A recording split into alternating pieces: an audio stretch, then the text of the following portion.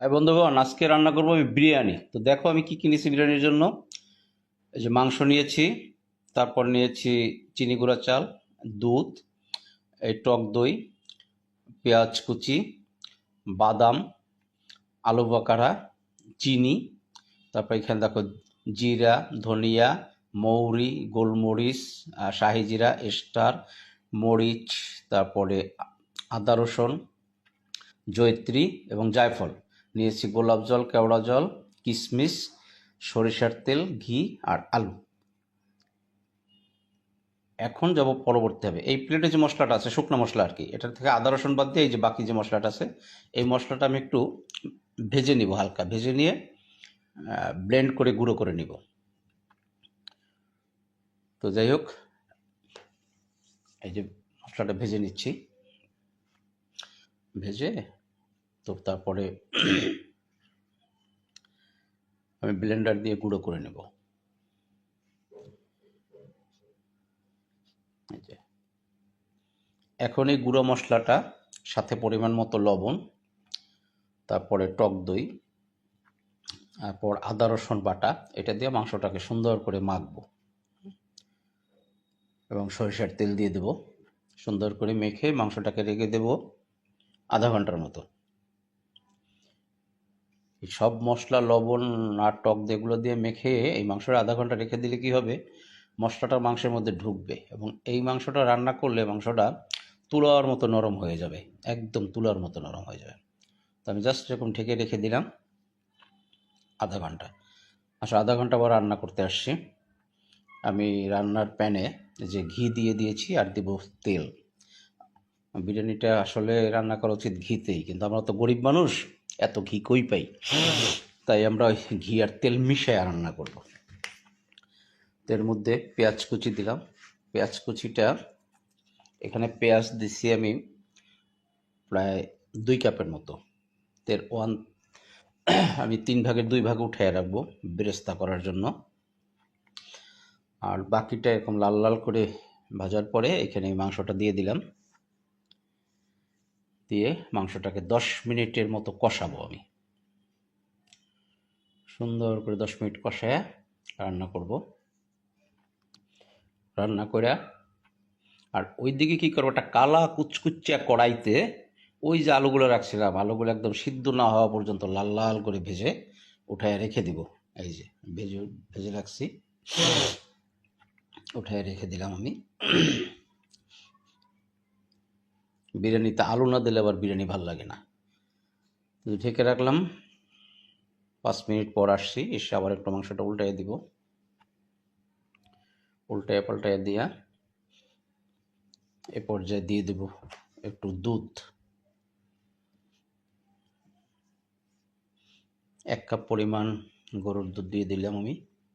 তোমাদের যদি গরুর দুধ না থাকে, পাউডার দুধ গরম জলে গুলে তাও দিয়ে দিতে পারো, তবে অবশ্যই দুধটা আগে জলে গুলে তারপরে দিবা। সরাসরি দুধটা দিলে দুধটা ফেটে যাবে।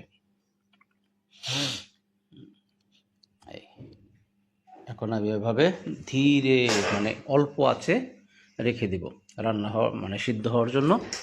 ওইদিকে আমি চলে যাব রাইসটা তৈরি করতে বিরিয়ানির। এখন মাংসটা দেখো হয়ে গেছে, এখন আমি আস্তে লো করে চুলার ফ্লেমটা জাস্ট রেখে দিব। ওইদিকে আমি আবার অন্য একটা প্যানে তেল আর ঘি মিশিয়ে নিছি। এটার মধ্যে নিয়ে নেব চিনি গুঁড়ো চাল, তোমরা ইচ্ছা করলে বাসমতি চাল দিয়েও করতে পারো। এবং এইটাকে আমি সুন্দর করে তেলের মধ্যে চালটাকে 10 মিনিট ধরে ভাজবো। চালটাকে 10 মিনিট পর্যন্ত আমি ভাজবো এবং এমন একটা পর্যায়ে ঝুরঝুরা হয় ওই রকম অবস্থা পর্যন্ত আমি ভাজবো।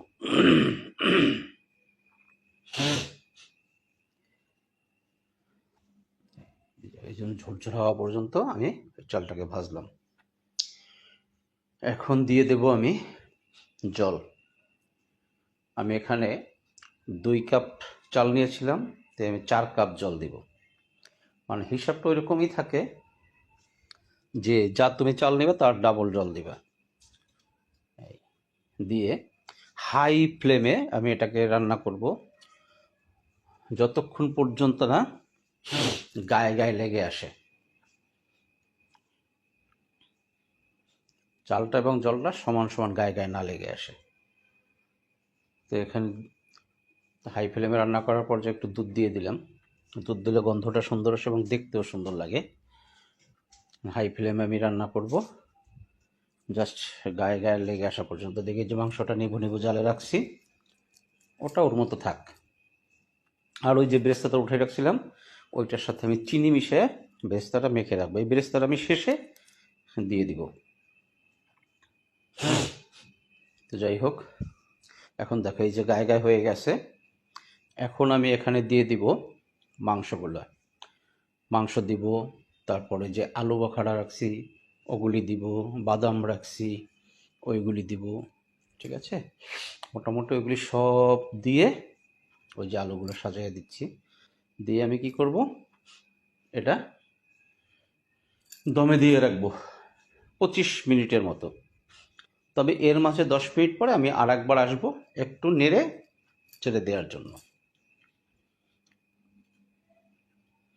এবং এই অবস্থায় চুলার জাল একদম লো করে দিতে হবে, যতটা লো করা যায় আর কি, মোটামুটি। যেহেতু আমরা শহরে, তাই চুলা, গ্রামে হলে বলতাম কয়লা জ্বালায় কয়লা নিচে রেখে দিয়ে ঢাইকে রাখতে। 10 মিনিট পর আসছি আমি, আসে যে নিচের রাইসগুলো উপরে উঠে একটু এলোমেলো করে দিলাম।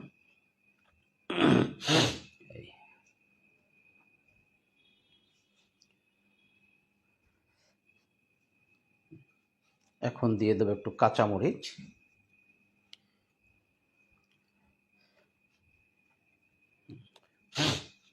কাঁচামরিচটা দিয়ে একটু নাড়া দিয়ে উপরে দিয়ে দেবো বেরেস্তাটা, বেরেস্তাটা দিয়ে দেবো, ব্যাস দিয়ে আমি ঢেকে দিব। এভাবে ঢেকে দেওয়া থাকবে আরও 10 মিনিট। দিয়ে দিলাম একটু কেওড়া জল, একটু গোলাপ জল, বাস আমার বিরিয়ানি রেডি। পরিবেশন করা যায়।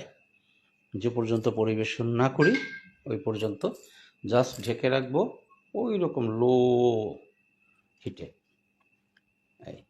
এই দেখো আজকের বিরিয়ানি কেমন তৈরি করছি। তো তোমরা যদি ঘরে যা যা মশলা আছে তাই দিয়ে বিরিয়ানি তৈরি করে খেতে চাও, তাহলে এই রেসিপিটা ফলো করতে পারো। দুর্দান্ত স্বাদ হবে, একদম ভালো লাগা গ্রান্টেড।